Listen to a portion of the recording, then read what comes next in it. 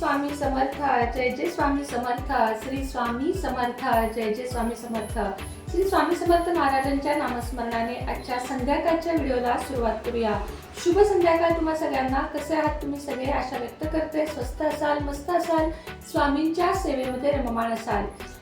15 जानेवारी दिवशी आहे संक्रांत आणि संक्रांतीला सुगड पूजन, बोळक्याचे पूजन किंवा काही ठिकाणी त्याला म्हणजे प्रत्येक ठिकाणी वेगळं नाव आहे. आमच्याकडे सुगड पूजन असं म्हटलं जातं, वाण म्हटलं जातं, त्याला वौसा म्हटलं जातं. ते कसं करायचं ह्याची अगदी साधी सोपीशी आणि छोटासा व्हिडिओ तुमच्यासोबत घेऊन आलेली आहे. खरं तर व्हिडिओला उशीर झाला, तुम्हाला सगळ्यांना माहिती आहे, मी ॲडमिट होते, त्यामुळे मला या व्हिडिओला खूप उशीर झाला आणि त्यानंतर काही आपले जे प्रॉब्लेम असतात ते होते. त्यामुळे आज मी सगळ्यांना मोकळी होऊन तुमच्यासाठी हा व्हिडिओ घेऊन आलेली आहे. तर व्हिडिओ संपूर्ण बघावा. प्रत्येक ठिकाणची पद्धत थोडीशी वेगळी असू शकते, त्यामुळे थोडासा फरक माझ्या आणि तुमच्या व्हिडिओमध्ये दिसू शकतो. पण आता व्हिडिओ कंटिन्यू बघा. आता बघा साहित्य काय काय लागणार आहे. इथं बोरं घेतलेली आहेत, ही बोरं आहेत, गाजराचे तुकडे, वाटाण्याच्या शेंगा, इकडे आहेत पावट्याच्या शेंगा, हे थोडेसे गहू आहेत, हे तिळाचे लाडू आहेत, हे तीळ आहेत, हे गहू आहेत. गहू हे सुगडामध्ये धान्य भरायचं असतं, गहूच भरा शक्यतो, नसतील तर तांदूळ भरू शकता. त्यानंतर फुलं आहेत, हे छान असे सुगड आहेत, हे बघा अशा पद्धतीचे सुगड आमच्याकडे असतात. हे सुगड आहेत, लाल वापरले तरी चालतात, काळे वापरले तरी चालतात. काळ्याऐवजी शक्यतो लाल वापरायचे. आणि या ठिकाणी आपण तुम्ही बघू शकता दिवा प्रज्वलित करून घेतलेला आहे. उदबत्ती देखील लावून घेऊया. दिवा उदबत्ती लावून आपण पूजेला सुरुवात करूया. सगळ्यात आधी दिव्याची पूजा करूया. कोणत्याही पूजेला आपल्याला सगळ्यात आधी आपण लावून घेतो तो दिवा, कारण दिव्याशिवाय म्हणजे अग्नीच्या साक्षीने, थोडक्यात काय तर अग्नीच्या साक्षीने पूजा करण्याला जास्त महत्त्व असतं. तर आपण आता दिवा उदबत्ती लावून घेतलेली आहे.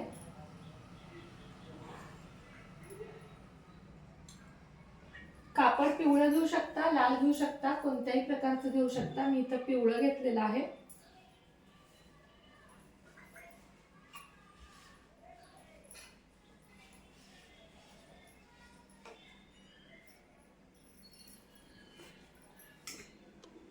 हे बघा अशा पद्धतीनं आता आपण दिव्याची पूजा करूया. हळद कुंकू वाहूया, थोड्याशा अक्षता वाहूया आणि एक छान असं फूल वाहून घेऊया. हा झाला आपला दिव्याची पूजा करून झाली. त्यानंतर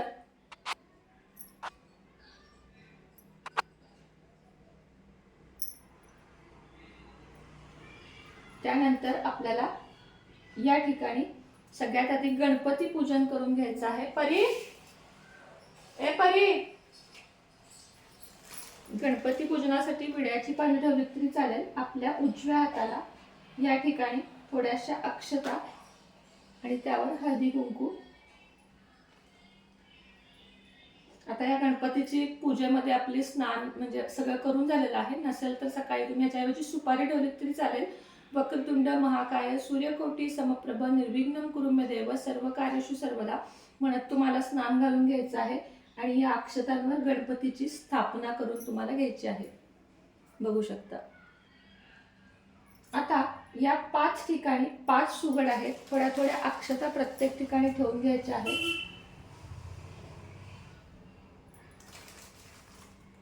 गहू ठेवलेत तरीही चालतात, अक्षता ठेवल्यात तरीही चालतात. या सगळ्यावर आपल्याला हळदी कुंकू वाहून घ्यायचं आहे.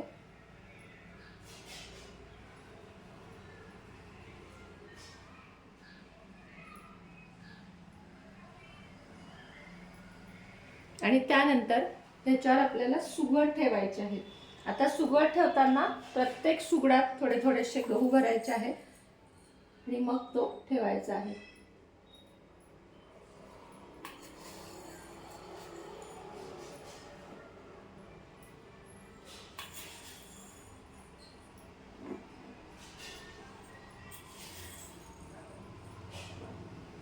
हे पूर्वी आपल्या शेतकरी घरचं धान्य ठेवायचे. आता ज्यांच्याकडे घरचं आहे ते घरचं ठेवतात. आपल्या म्हणजे आमच्यासारख्या तर आम्ही विकतच ठेवणार. आता या सुगडाला सगळीकडे हळदी कुंकू लावून घ्यायचं आहे.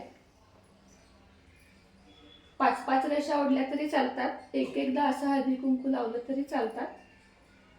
5 रेषा ओढून घेतल्यात तरी चालेल तुम्ही, एक हळदीची एक कुंकवाची याप्रमाणे.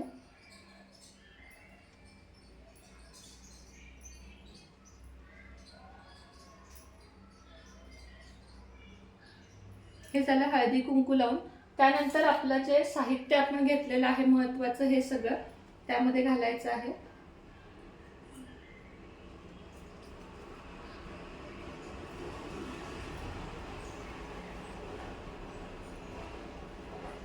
तुमच्या इकडे काय पद्धत आहे हे देखील मला नक्की सांगा. आमच्या इथे तर हीच पद्धत आहे.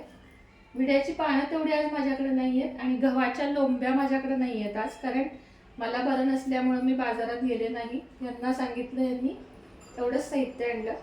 हे हरभरे, त्यानंतर पावट्याच्या शेंगा थोडे मोठे घेतलेत तरी चालेल.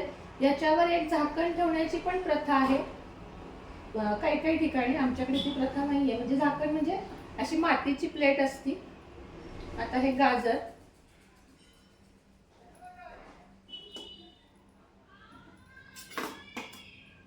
आणि शेवटी बोरं.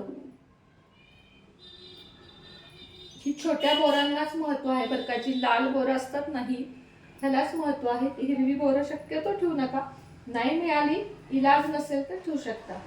त्यानंतर प्रत्येक यामध्ये थोडे थोडेसे तीळ घालायचे, थोडे थोडे अगदी. आणि त्यानंतर हा तिळाचा लाडू. तुम्ही जर तिळगुळ चिक्की केली तर, म्हणजे वडी केली तर वडी ठेवली तरी चालेल.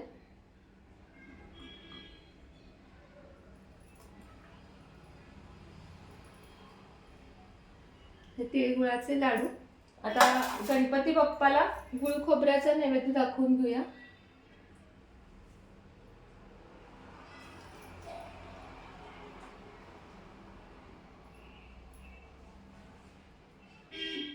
आणि गणपतीला आपल्याला लाल फूल वाहून घ्यायचं आहे. आता सगळ्याच पूजेला आपण फुलं वाहून घेऊया. ही आपल्या घरची फुलं आहेत. आता घरी झाड लावलेलं आहे.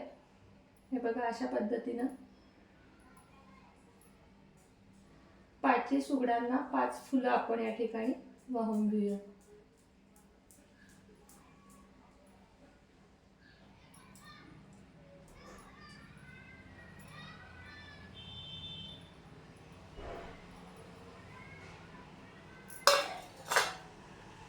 आता आपण याला ओवाळून घेऊया. या ठिकाणी तुपाचा दिवा, धूप, दीप मी सगळं ठेवलेलं आहे.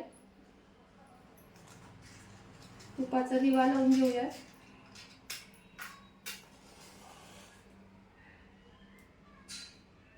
बेला थांब जरा.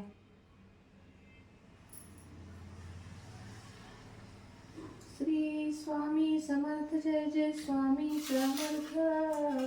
श्री स्वामी समर्थ, जय जय स्वामी समर्थ. महाराज श्री स्वामी समर्थ, जय जय स्वामी समर्थ. श्री स्वामी समर्थ, जय जय स्वामी समर्थ. महाराज श्री स्वामी समर्थ, जय जय स्वामी समर्थ.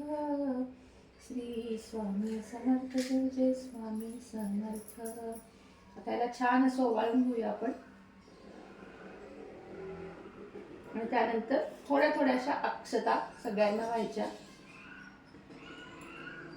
आपल्या स्वतःला हळदी कुंकू लावून घ्यायचं.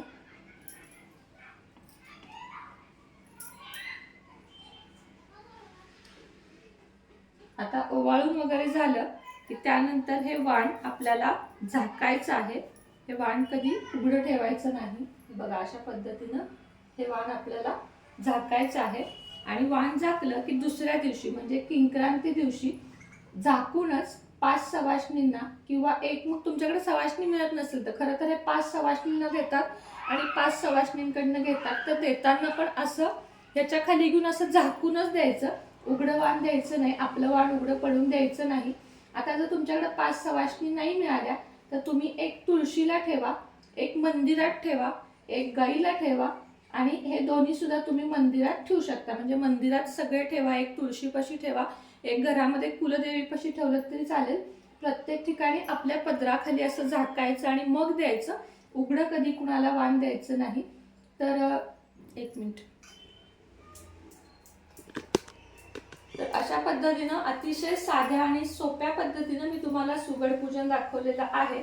यामध्ये काही थोडंफार राहिलं असेल तरी मला सांगा, कारण प्रत्येक ठिकाणची तुम्हाला सांगितल्याप्रमाणे पद्धत वेगळी असते आणि प्रत्येक ठिकाणचं हे वेगळं असतं. या मागचं सगळ्याचं कारण तुम्हाला सांगते की हे केल्यानं काय होतं, म्हणजे हे का करावं.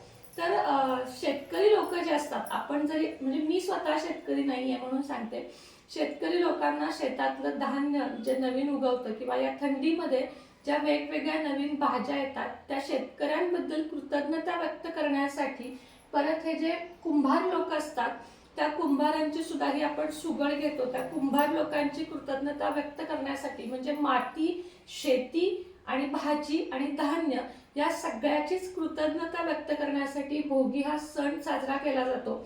त्याचप्रमाणे भोगी दिवशी या सगळ्याचे पूजन करून वाण म्हणजे माझ्या घरचं ह्याच्या 10 पटीनं 100 पटीनं वाढावं म्हणून असं पदराखाली झाकून ते वाण दुसऱ्या स्त्रीच्या पदरात ओढणीत असं घालतात आणि तिचं आपल्याकडे घेतात, म्हणजे वाण देणं घेणं ज्याला म्हणतात.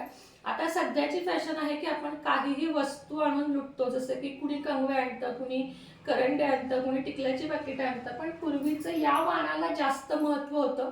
बाकी काही देत नसत, कपाळ कुंकवानं भरून जायचं बायकांचं आणि हे वाण इतके व्हायचे की त्याचं पुढे काय करावं हे समजत नाही. आता ही पूजा झाल्यावर तुम्हाला काय करायचंय, तर ही पूजा झाली की यातलं जे साहित्य आहे, आता जर तुम्ही देऊन टाकलात मंदिरात वगैरे तर काहीच नाही, पण तुम्हाला कुणीच द्यायला नसेल तर तुम्ही हे जी बोलके आहेत ते ठेवून द्या, ही तुम्ही पुन्हा वापरू शकता. यातली भाजी तुम्ही घरामध्ये खाऊ शकता आणि यात जे आपण गहू ठेवलेत ते सुद्धा आपण घरामध्ये खाऊ शकतो. तिळाच्या वड्या आहेत त्या प्रसाद म्हणून खा किंवा गाईला घालू शकता.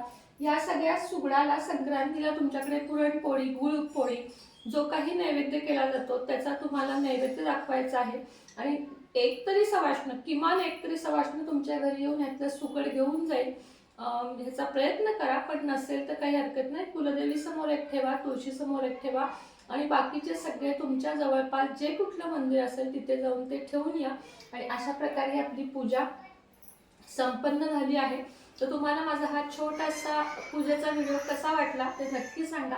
आवडला तर लाईक, शेअर, सबस्क्राईब करा. पुन्हा भेटेन नवीन व्हिडिओ सोबत, नवीन विषयासोबत. तोपर्यंत तुम्हा सर्वांना श्री स्वामी समर्थ.